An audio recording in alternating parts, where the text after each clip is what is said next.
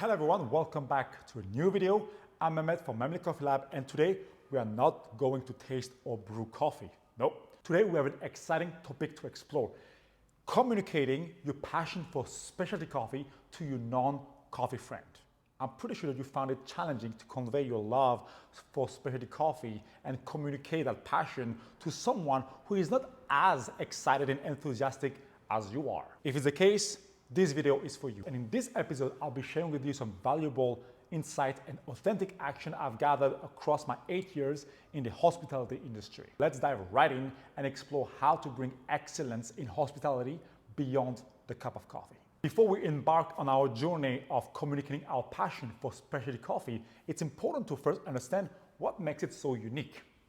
Specialty coffee is not your average cup of coffee, of course. It's a delightful experience, first and foremost, crafted with precision care and unwavering commitment to quality. From the cultivation of the coffee cherries at the farm to the artful roasting and precision brewing method, every step is designed to bring out the best flavors and aromas. But coffee is still considered as a commodity, right? Remember that 95% of the coffee consumed and traded in the world is still a neo-colonial commodity grade. Jumping into the specialty coffee train can be a big gap. I always say specialty coffee is anything in which we put time, passion, and love into. So let's start with step number one on communicating your passion for specialty coffee to a non-coffee friend. First, be nice, empathic, and understand your friend's perspective. Start from what they know. When you share your love with specialty coffee, don't overwhelm it with a lot of information, details, science that they won't understand. Start from their perspective, right? If they are a cream and sugar drinker or a Starbucks drinker or a coffee pod drinker or a classic pour-over drinkers, try to understand their perspective and then bridge the gap with a tasting. That's the best way to introduce specialty coffee to, is to brew them a cup of coffee, but not a complicated cup of coffee. If you have a friend that is just a regular coffee drinker, maybe instant with cream and sugar, don't brew them a Kenyan coffee. And when you are brewing, it's not about overwhelming with a lot of information and complex terminology, but rather using something they're familiar with. Use the same equipment they have at home or the same way they are making coffee, but instead of using an instant coffee or a grocery store coffee, try to use specialty coffee. And then on a specialty coffee, we know that we have different flavor profiles, right? Don't use immediately a Kenyan or a washed Ethiopian. Start with maybe a Central or South American coffee or Southeast Asian coffee to start with. And then they will see clearly a difference. That's how we are bridging a gap between what they know and what we want to show them. So it's all about taking what they know, where they're coming from, and introduce specialty coffee the best way. They already know about specialty coffee, for example. So the first example was about, if they are drinking grocery store coffee or instant coffee and how to introduce it to specialty coffee. But what if they're already into specialty coffee and stick to what they like, which is maybe, let's say, a natural process? Well, slowly you can invite them to try honey process or and then wash process with similar flavor compounds. So it's all about putting yourself on their shoes and then picking first the coffee that will be the best to create that gap so that they can have some kind of curiosity towards specialty coffee. If you introduce it to a washed Kenyan, they will be super intimidated and very not offended, but very scared about this specialty coffee thing. So that's why what we do in our coffee tasting, we always taste side by side different coffees in 4 different flights. The idea is to taste things we are more comfortable with and slowly go into things that are a little bit outside of our comfort zone or even very funky. The idea is to hold the hands towards specialty coffee.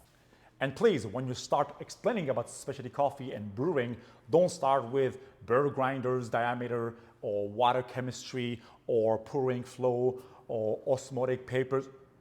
Keep it simple. Whatever they're using, pods, Mr. Coffee, cupping, simple, And you'll see that between commodity and specialty, we don't have to have a lot of technical details and brewing experiment. We can take that for later on, but as a first introduction of specialty coffee to your non-coffee friends, just introduce the coffee. Remember that coffee makes the quality of the coffee. So it's all about the coffee first. Step number 2, which is kind of a follow-up of the step number 1, is to be truly passionate and speak from your heart and your eyes. Regardless of the topic, when you meet someone who's truly passionate about whatever they are doing, you get interested in it. Authenticity often creates deeper connection and encourage others to get interested in what you are doing. Here, specialty coffee. Share your personal coffee journey, how you got into specialty coffee, what interested you into specialty coffee. There's no tricks and gimmick here. It's all about sharing your personal story with passion and enthusiasm. But they can also relate to that and see within you that this thing called coffee that is so commonly consumed actually can bring such a passionate person in front of them. The second part is simply to be truly passionate about coffee and be true to yourself and share your personal information without any shame, right? Just share your love for coffee. You can show them the meticulous brewing method, the tasting aspect, the roasting aspect, how the farming is done in specialty coffee versus commodity coffee. And the idea here is to show them what do you love within specialty coffee, that they can see it through your heart and your eyes. Step number 3, give. Yes, give some samples, give away some coffees. Brought some coffees from your favorite roaster and then send them to them so that they can also experience the overall coffee experience themselves. So give away some beans that you have, some lots, so that they can try by themselves. Once you introduce specialty coffee, you made a little tasting and you share your personal story, leave some beans, leave some of those specialty coffee for them so that they can come back to it by themselves. Often when you are watched, you want to do something good, right? Unless you are by yourself, then you'll see if you care or not. But once you introduce everything and share your personal story, just give away some beans so that they can play with it or not for a couple of days or weeks or who knows. The idea is just to let them be. Don't force it, just let them be. And the last part, and this one is the best one, the most effective one, use their passion to bridge the gap. The most effective technique is to create metaphors between something that they are passionate about and specialty coffee.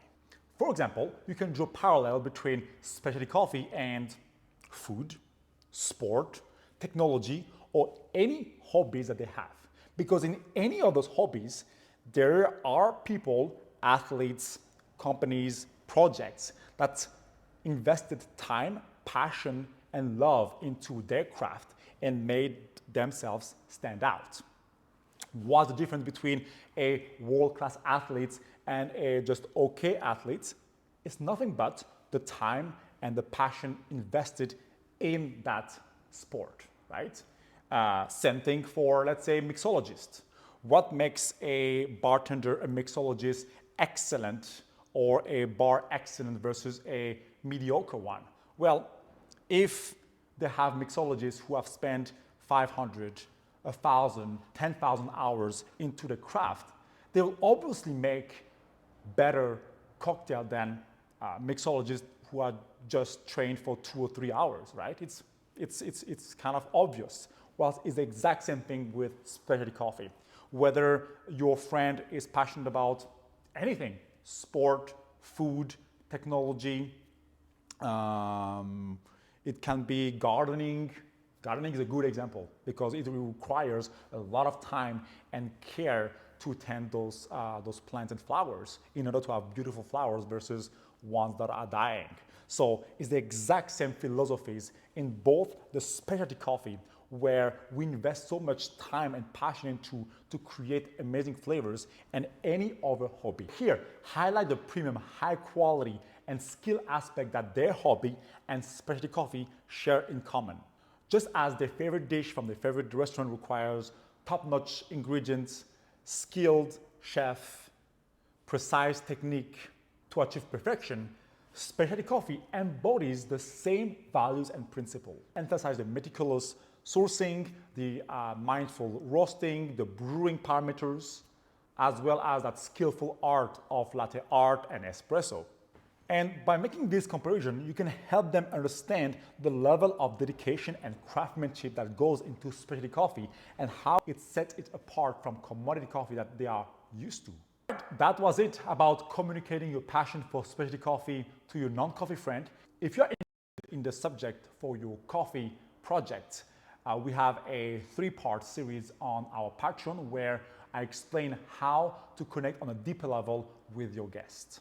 So check out our Patreon for more information about bringing excellence into hospitality. Avid coffee lovers, we explore how to communicate your love for specialty coffee to your non-coffee friend. Remember, be nice, be gentle, don't force them to be a coffee connoisseur overnight. Rather, help them understand your passion for specialty coffee by doing a tasting, explaining your story, and bridging the gap between a passion that they have and specialty coffee.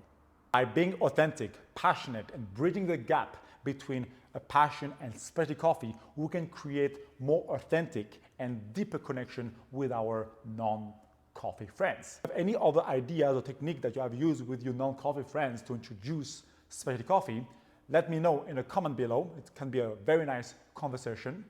And see you next time for more coffee videos. Don't forget to like, subscribe, and share this video. And I hope that you'll brew a beautiful cup of coffee to a non-coffee friend. See you next time.